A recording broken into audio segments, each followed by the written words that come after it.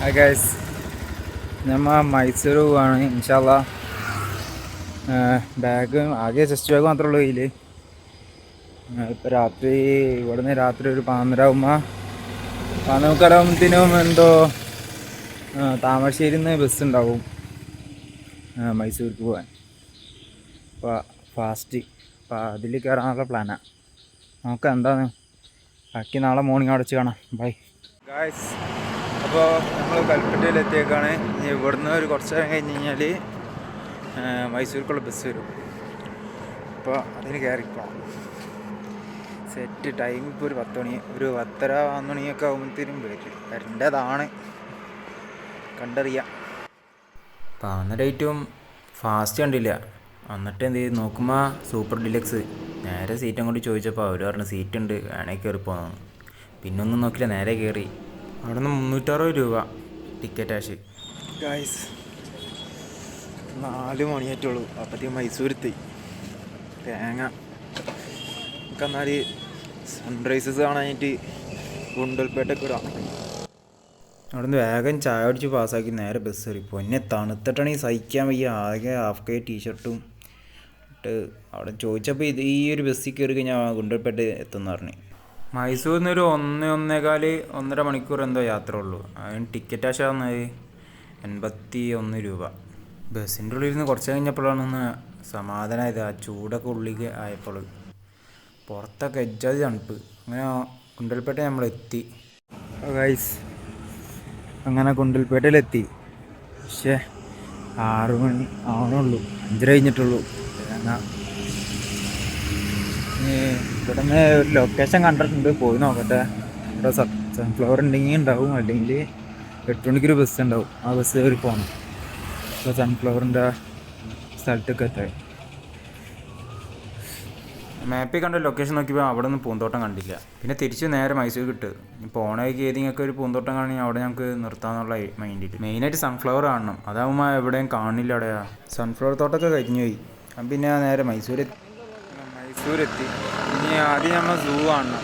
Palace open ആയിട്ടില്ല. എന്താ ടിപ്പാണ് നിൽക്കണത് ബാക്കിൽ. എല്ലാം പിന്നെ അടുത്ത് തന്നെയാണ് ഷോസുകൾ.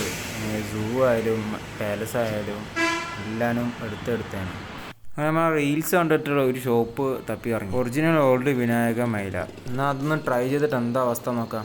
കയറുമ്പോൾ തന്നെ എന്തൊരു തിരക്കാണെന്നറിയോ. ക്യൂ ഒക്കെ നിർത്തിച്ചേക്കുന്നത്.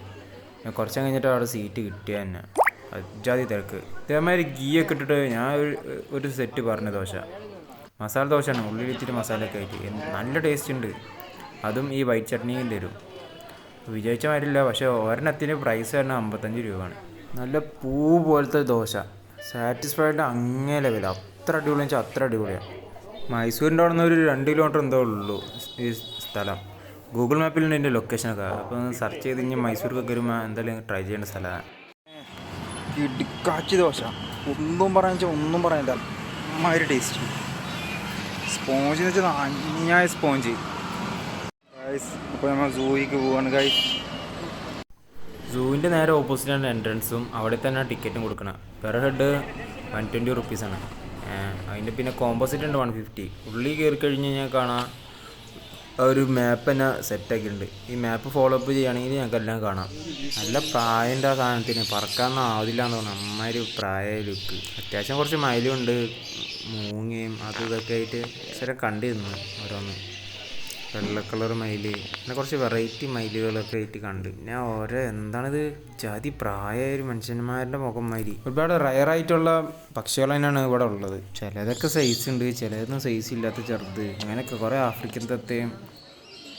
അങ്ങനെ പുള്ളിപ്പുല്ലിനെ കണ്ട്. അതൊക്കെ എല്ലാം ചെറുതുകളാണ്, വലിയ വലിപ്പൊന്നും ഇല്ലാത്ത ചെറുത്. ഞങ്ങൾ കോലം കണ്ട തിന്നാമെന്ന് കിട്ടണില്ല എന്നാണ്. ആകെ വയറൊക്കെ ഇട്ട് കിടക്കണേ. ഒരു 7-8 പുള്ളിപ്പുലികളുണ്ട്. ഞാൻ മോനെ മുതലെത്തി. ഏതായാലേ അങ്ങനെ കുറച്ചൊക്കെ കണ്ടു കഴിഞ്ഞ് പിന്നെ നേരെ കുരങ്ങൻ്റെ സെക്ഷനിലേക്ക് പോയി. ഒരുപാട് അത്യാവശ്യം ഉണ്ട് കാണാനൊക്കെ ആയിട്ട്.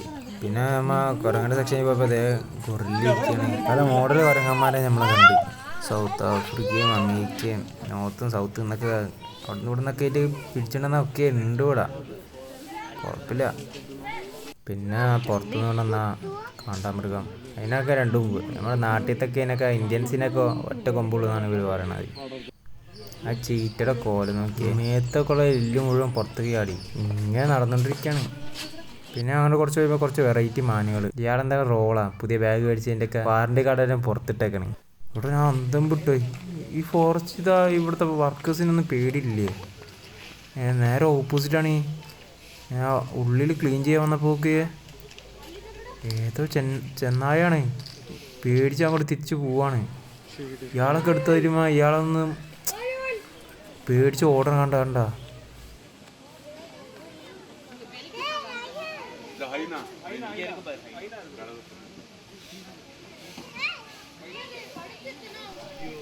സംഗതി കോമഡി ആയിട്ടുണ്ട്. പിന്നെയും ഒരുപാട് ടൈപ്പ് മാനുകൾ, ഫോഗ്, അതേമാതിരി കൊമ്പുള്ളത്, കൊമ്പില്ലാത്തത്. നല്ല രസം ആ മാനിന. അതിൻ്റെ കൊമ്പൊക്കെ മറ്റേ തുലി വെച്ച് കവർ ചെയ്യാൻ മാതിരത്തെ ലുക്ക്. മോനെ കാട്ടുപോത്തിനെ കിട്ടി. ആകെ 1-2 ഉള്ളൂ ഇത്ര സൈസായിട്ടുള്ളത്. ബാക്കിയെല്ലാം ചെറിയ കുട്ടിപ്പോത്തുകളാണ്. ഒരു 3-4 കാട്ടാനുണ്ട്. ഒക്കത്തിൻ്റെ കാലോടെ കിട്ടിയിട്ടേക്കാണ്. എവിടേക്ക് അങ്ങോട്ട് ഓടിപ്പോണ്ടിരിക്കാനായിട്ട്. മോനെ ആഫ്രിക്കനാനെ കാണണേ. ഈ ക്ഷീണിച്ചില്ലാണ്ടായോ എല്ലാം കൂട്ടി തൊലിയൊക്കെ ഉണങ്ങി ആരോഗ്യമില്ലാത്ത സാധനം. മോനെ മുള്ളമ്പന്തിയാണ് ഇരിക്കണേ. എങ്ങനെ മുള്ളു പിടിപ്പിച്ച് ഞാൻ മേത്തൊക്കെ തുളഞ്ഞു കയറും. ഞാൻ ഡിസ്കവറിയിലൊക്കെ കൂടുതലും കാണുന്ന സാധനമാണ് ഈ മീർ കാറ്റ്. എനിക്ക് ഭയങ്കര ഇഷ്ടമാണ് ഇതിനെ. അത് നിൽക്കണണ്ട കോമഡി തന്നെ. അങ്ങോട്ടും ഇങ്ങോട്ടൊക്കെ ഇത് ഓടിയിട്ട് പെട്ടെന്ന് എന്ത് ഈ കാണാനൊക്കെ എത്തിച്ച് നോക്കണതാണ്. അവിടെ സൈഡിലൊക്കെ ഉണ്ട്. ഇത് കിടക്കണൊക്കെ എന്ത് രസമാണ്. ഇതിങ്ങൊക്കെ കാര്യം കാണാനായിട്ട് ഇങ്ങനെ എണീച്ചൊക്കെ വെച്ച് ഞങ്ങൾ.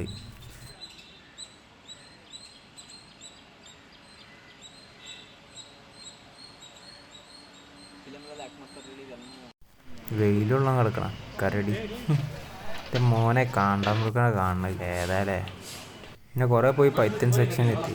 പിന്നെ ഒരേ ടൈപ്പ് പാമ്പ്, പല വെറൈറ്റി, പല കളറൊക്കെ ആയിട്ട്. അധികമൊന്നും ഷൂട്ട് ചെയ്തില്ല, ചിലതൊക്കെ ആയിട്ട് ഷൂട്ട് ചെയ്തു. മോനെ കാട്ടിയത്തെ കോന്തണ്ട എന്തായാലും വലിപ്പം. മോനെ ജിറാസിക് പാർക്കിൽ കയറിയ മാതിരി ഫീല്. ഇച്ചാതി സാധനം ഏഴാമ്പലൊക്കെ ഇങ്ങനെ പറഞ്ഞിടക്കാം. അതിൻ്റെ ഉള്ളിൽ കൂടെ നമുക്ക് ഇങ്ങനെ നടക്കണം. എപ്പോഴാണ് എങ്ങനെ റാഞ്ചെന്നൊക്കെ പറയാൻ പറ്റില്ല. സാധനങ്ങളാണ് കേട്ടോ. ഒരു പേടിയാവും. എങ്ങനെയൊക്കെ പോകണ്ടേ ഇതൊക്കെ ഓക്കെ.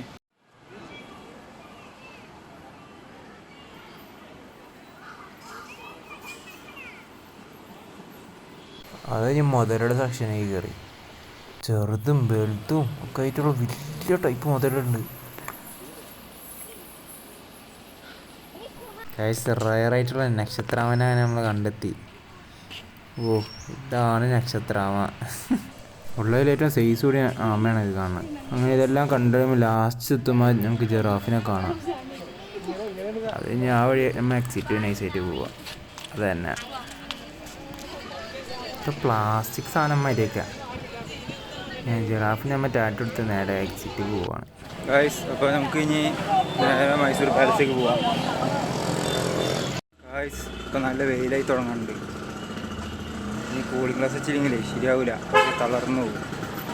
കണ്ണും തുറക്കാൻ പറ്റില്ല, അമ്മാതിരി വെയിലേക്ക് പോകും. പാലസിൻ്റെ ഫ്രണ്ടിലെത്തിയപ്പോഴുള്ള സൈഡിൽ കൂടെ വന്ന ഇതിൻ്റെ എൻട്രൻസ് കാര്യങ്ങൾ, ഇതിൻ്റെ മോണ്യുമെൻറ്റ്സ് കാര്യങ്ങൾ കാണണമെങ്കിൽ 170 രൂപ ടിക്കറ്റ്. സൈഡിൽ കൂടെ ഉണ്ട് ഗേറ്റ് വരണത്. മെയിൻ ഗേറ്റ് ജസ്റ്റ് റഫാക്കി വെച്ചേക്കാണ്. സൈഡിൽ കൂടെ ആണ് എൻട്രൻസ് കാര്യം. പോയിക്കൊണ്ടിരിക്കാം. ഉള്ളിൽ കയറി കാണാനൊന്നും വലിയ പൈസ ഒന്നുമില്ല. അതിൻ്റെ ഉള്ളിലേക്ക് കയറാനായിരിക്കും പൈസ.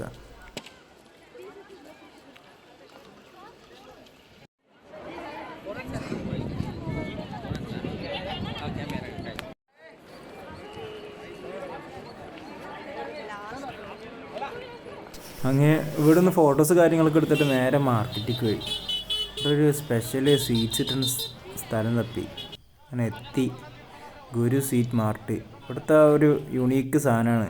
സംഗതി മൈസൂർ പാക്ക് തന്നെ, അത് ഗീയിൽ വെച്ച് ഉണ്ടാക്കുന്നത്. എന്തോ ഈ സാധനം മേടിക്കാൻ തന്നെ 1-1.5 ആൾക്കാർ തന്നെ ഉള്ളത്. ഈ സാധനം എന്നിട്ട് എന്താ ഒരു കാക്കിലോ മേടിച്ച് എന്താ ഇതിൻ്റെ ടേസ്റ്റും കാര്യങ്ങളൊക്കെ നോക്കണം. ഒരു സാമ്പിളൊന്നും ടേസ്റ്റ് ചെയ്യാൻ തരില്ലടോ. ഇങ്ങനെ ഒരു ബോക്സ് ആക്കി അല്ലെങ്കിൽ കാക്കിലോ അരക്കിലോ അങ്ങനെ ഇത് ഒരെണ്ണം മേടിച്ച്.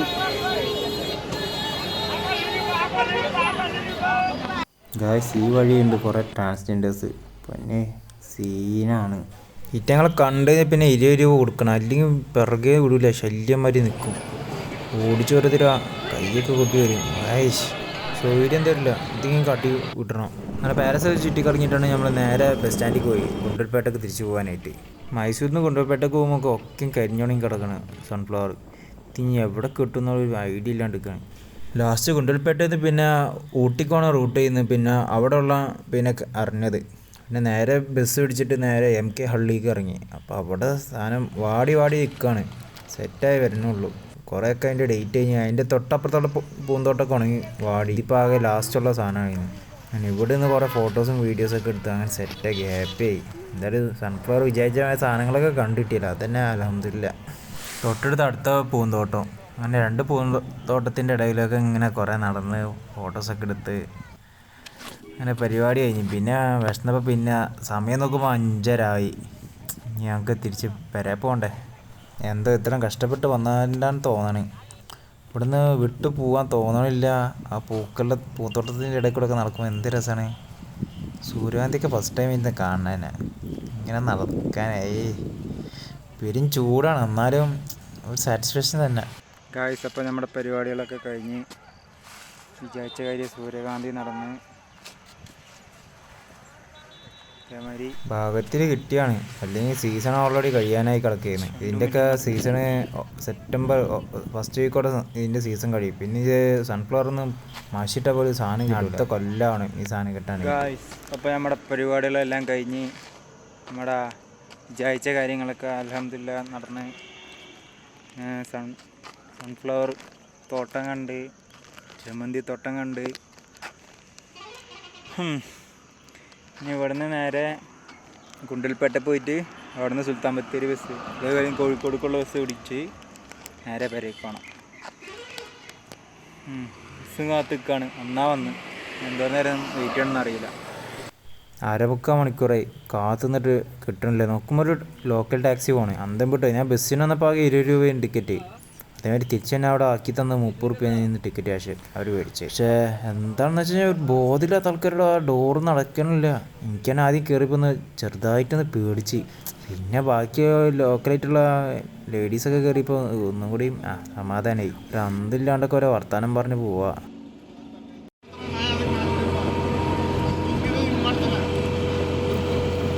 നൈസായിട്ട് വേഗം ബസ് സ്റ്റാൻഡിലെത്തി. അപ്പോൾ നമ്മൾ ഗുണ്ടൽപേട്ടയ്ക്ക് എത്തി. തിരിച്ച് എൻ്റെ ഇടയിൽ ഇത്തിരി ഷോപ്പിംഗ് ഒക്കെ നടത്തി ഒരു ജാക്കറ്റ് മേടിച്ചാണ്. ഇനി നമ്മുടെ കേരള ബസ് KSRTC വരാൻ കാത്തിരിക്കാണ് ഇവിടെ. അങ്ങനെ ആകെ കരിവാളിച്ച് ഇനി കുടിക്കാൻ നിനക്ക് കുറച്ചു നേരം കാത്തുന്നപ്പോൾ നോക്കുമ്പോൾ കറക്റ്റ് കോഴിക്കോടുക്കുള്ള ബസ്. ഇതിനൊന്നും നോക്കില്ല, നേരെ കയറി 190 രൂപ ബസ് ആശി. ഇത്ര യാത്ര ചെയ്ത ക്ഷീണത്തിൽ കടന്ന് വേഗം ഉറങ്ങിപ്പോയി. അപ്പോൾ ഓക്കെ ബൈ.